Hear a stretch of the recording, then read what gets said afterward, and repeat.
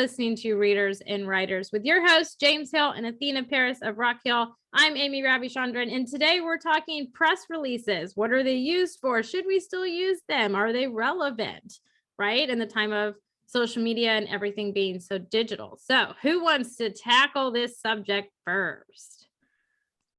I think you being the PR person, Okay, I guess maybe you should tell us. I guess it's What an are Amy they? question. First off, let the audience know, what is a press release? Right. Yeah. So a press release is, I mean, the way I kind of word it is it's an event or something that you have going on that you distribute to all of the media outlets, newspapers in a certain location or globally to let them know what you're doing, whether it's business, whether it's releasing a book, you've gotten an award, you're holding a summit, whatever it is that you're doing that's significant. We release it wherever you want it to go. And those come at, across, those cost money, and it just, depends on what your budget is and stuff, but it's a way of letting people around you, either in your city, globally or whatever, know the moves that you're making, the success that you're doing, and everything that you kind of have going on, right? It's a way to make that possible.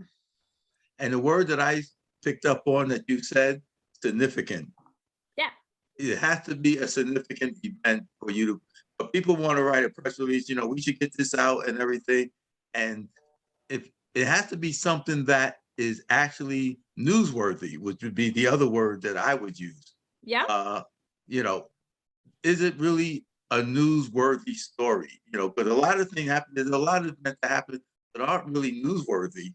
And, people are not going to be interested, but it's not going to be something that moves the needle, as they say. Right.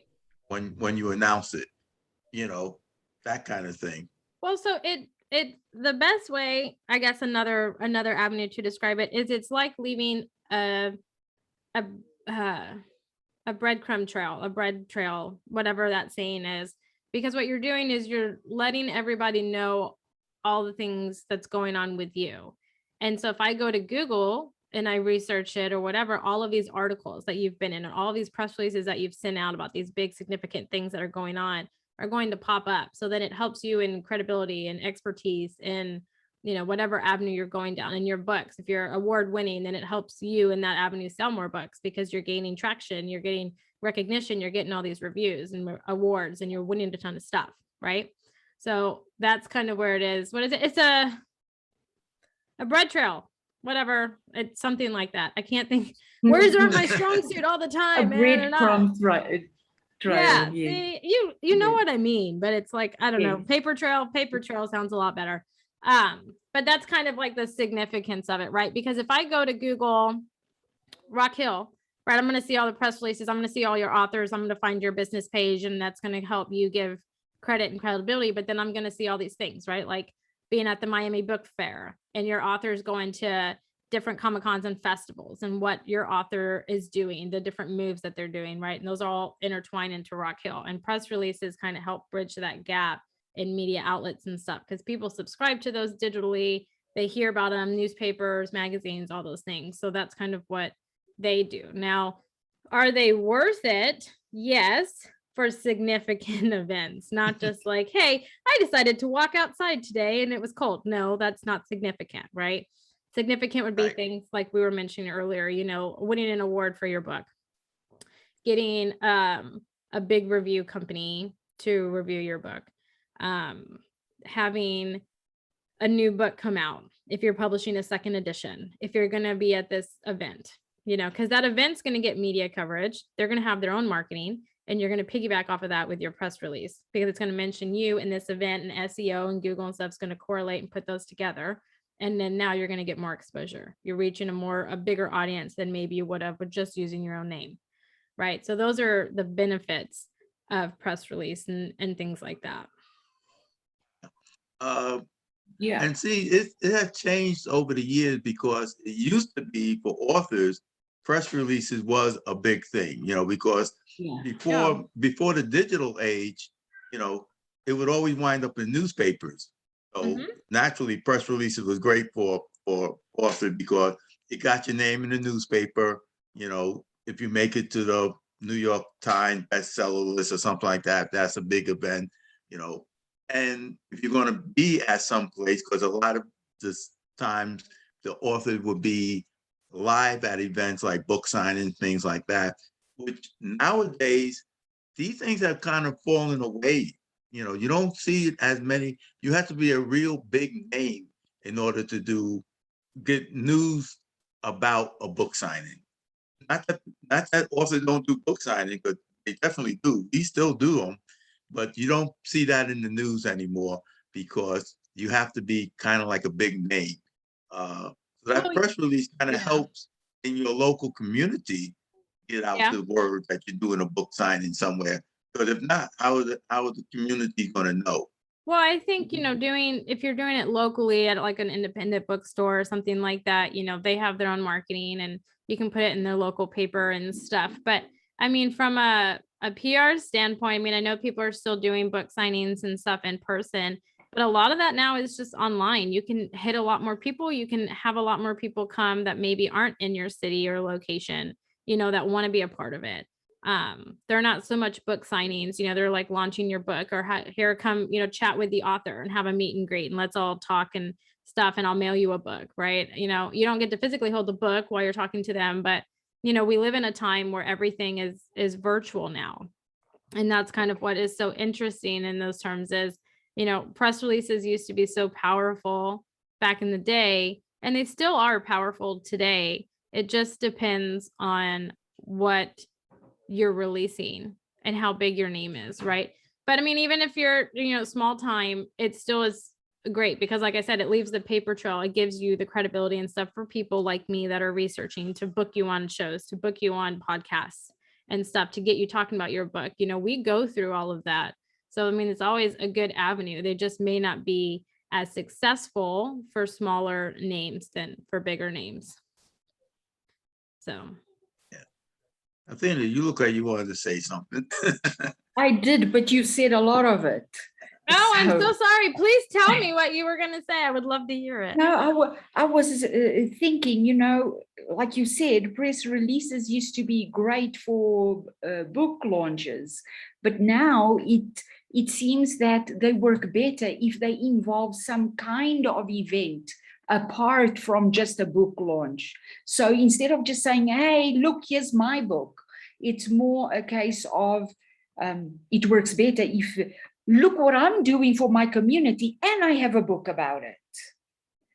Something like that. So if you do it like that, then it's kind of a much better fit to be noticed, which is why your word significance actually did mean something, because I was thinking that's exactly what it is. It has to be something of significance. And just launching a book is not all that significant because nobody knows you at that moment. It only becomes significant if you've sold 10,000 copies already. Now it's significant because now people want to know, why are you selling this book? What is you see? So I think for me, the way that I view it, right, is, putting a press release out to your local city and stuff like that is significant just because it gives you the claim to fame in your city, however big it is, right? And I mean, if it's, a big city like Houston, there's millions of people, but it still gives you a claim to fame. You've wrote a book and you've published it there, and the more traction and engagement and stuff you get in your smaller city, then it will slowly branch out and become bigger, but you have to start somewhere. So being well known in your community that you're in and being the author of that community and people love your books and stuff is a step in the right direction. And press releases help you in the smaller communities be in a smaller name. Not so much on like a global stand scale because you don't have the celebrity status or, things like that. And, to send them out, press releases can get very expensive depending on how much like your target market and if you're doing globally and things like that, and so, sometimes it's one of those limiting factors. And so it's better to start small. I always prefer to start small and be really well known in your community and then eventually work your way out. That's going to be more successful for a press release, I would say. So Amy, what would you put in the press release? Let's say an author of whatever genre, let's say, well, let's stick to fiction author because I know it's greatly different between fiction and nonfiction. Oh yeah, what you will want to say about the person. In nonfiction, you're going to want to hit up what their profession is, what their expertise is, and all that kind of stuff. If they're a doctor, if they're a lawyer, whatever that case, or whatever tradesman they are. But for a fiction writer, you don't have to be any of those things, and you can still have great credibility. And that's one of the things that, as you say, press releases help to build is your credibility. So what would you put into a press release for a fiction writer? So for a fiction writer, let's just say, for one, it would be their book coming out, right? Because that's a big milestone. And in their bio would be, what all they do, but the inspiration behind the book and the fiction book, right? Like a summary of it. On top of that, if it's already been out, doing a 1-year anniversary, summing up, hey, this has been a 1-year anniversary. Here's what we're doing. Here's what's to come, right? Book number 2 is coming out, I don't know, mid next year, something like that to give people something to look forward to, but also the milestone that you've achieved. Because having a book out for a year and celebrating your first anniversary is always the big milestone, right? So it's like being married for 1 year. It's like a big deal, And so doing that, but giving your audience and your readers something to look forward to is also very important, or what events you're being at, right? So like you guys are doing the Miami Book Fair or festival. I always forget if it's fair or festival. They're interchangeable for me, but you guys are doing that. And some of your authors are coming down, right? And they've attended or they're going to attend. And, things like that gives Rock Hill credibility. It gives you and Athena credibility. And it gives all of your authors credibility of like, hey, look where we're going. Look what we're doing. Come find me here and check out my book, right? Those are things that are important for authors, not so much as like, oh, I'm still writing book number 2. That's not significant. But if you have a 1-year anniversary, that's significant in an author community. And then giving them something to look forward to if you have a published date for your next book or whatever, those are important details that people are looking for, especially people like me to, book you on podcasts or shows. And I can have a timeline of, your whole marketing strategy for book number 2. And like, I need the 3 months beforehand to book you on all these shows, do all these things, and you've given me a date. So that works, and people have something to look forward to. So things like that are important. And that's what you would include for a fiction writer. I mean, a nonfiction writer is what their business is, how long they've been in business. If their book is more like a business card, all the information about said business, it gets more complicated for nonfiction because most nonfiction people write their books as business cards for their business and or whatever they have going on, So those are much more difficult in terms of press releases. It's a lot more detail and intricate, I would say. Yeah, that's true. Yeah. But yet again, I have to be the bearer of bad news for myself. I was just about to ask you how we do it on time because I know you can't be watching the clock and talking at the same time. At least I can. Maybe you have one eye on the clock, but but it's always fun. And press releases, PR, social media, you guys know I can talk about it all. But you guys, this has been a wonderful conversation. I love being on with you guys. So you've been listening to Readers and Writers, and make sure to tune in next week because we're talking social media from Facebook, which is now Meta, Twitter, anything that you have questions about, hopefully we'll get them answered. So until next time, bye everyone.